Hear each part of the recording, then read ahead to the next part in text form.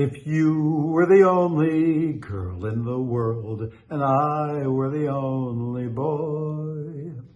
I'm going to talk about something that many people say that mental health professionals should never, ever do. But I do it. I do it from time to time. And that is, there's this sort of, I guess, unwritten law that mental health professionals and psychiatrists, they should not tell somebody what to do. They should sort of keep things open and just sort of guide the patient, but never actually give them suggestions or recommendations. Now, I do think that's true, and probably true most of the time, that you work with somebody, you listen to them, you try to connect where they are at. But I would argue there are times when helping them with a particular recommendation could be incredibly powerful and meaningful and even necessary. We are trained to look at life, to try to understand the human mind, the human heart as best we can. We aren't perfect, but we've done a lot of reading, we've done a lot of studying, we've been trained, and therefore sometimes we may see things in such a way that the best way to help somebody is not just to be this sort of blank slate and just sort of sit there and listen and sort of coax and in a subtle way sort of move somebody in a certain direction. That may be the best strategy sometimes, but sometimes it's important to give direct advice, direct recommendation. Let me take the case of Pete. Pete comes to me and he says to me, "Doctor, my life is falling apart. Here's what happened. I'm at work and I'm married, first of all. I'm married. I have a wife. I have 3 kids. It's a great marriage. I love my kids. They're ages 10, 8, and 6. But I'm at work and I met somebody. I met somebody at work. The next thing I know, she texted me and I texted her back. It all sort of seemed to be quite innocent. And then the innocence became a little bit not so innocent and a little bit of inappropriate kind of flirtatious things started to be said.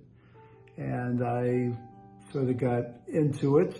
And next thing I know, we're getting more and more involved with each other. I don't know what to do, doctor. I'm getting very attracted to her. I love my wife. I don't want to ruin my life, and I'm scared. What should I do? So at that point, me as a psychiatrist, I have to think, how am I going to help this person? So yeah, in a way we could talk. We could explore this person's past and his own upbringing and his parents and the nature of their marriage and his sense of past relationships, and try to look how he deals with things when he is attracted to something that might be not healthy for him. We could go through all of that. But he tells me she's invited me over for dinner this coming Friday night. And I could tell my wife that I have a business meeting, and what should I do? So there's no time to process. There's no time here to go through all the psychoanalytic aspects of things, to do cognitive behavioral therapy, to do dialectical behavioral therapy, to talk about all the ways that he should get close to his soul and try to understand his real inner self. There's no time for this. Pete is on the edge of the cliff. He's about to totally ruin his life. So what do? I tell him, you have to exit this immediately. You may have to quit your job if this is getting too close. You need to block her totally. I would proclaim as a mental health professional that in times like this, it is our job, it's our responsibility, it's our duty to carefully instruct somebody when they're on the edge of the cliff, not to just sort of sit there and be a blank slate, but we need to give them direction, be specific and be strong, and help them to be strong. And say, we'll meet again tomorrow and the next day, and we'll reinforce this. To me, that is much better treatment.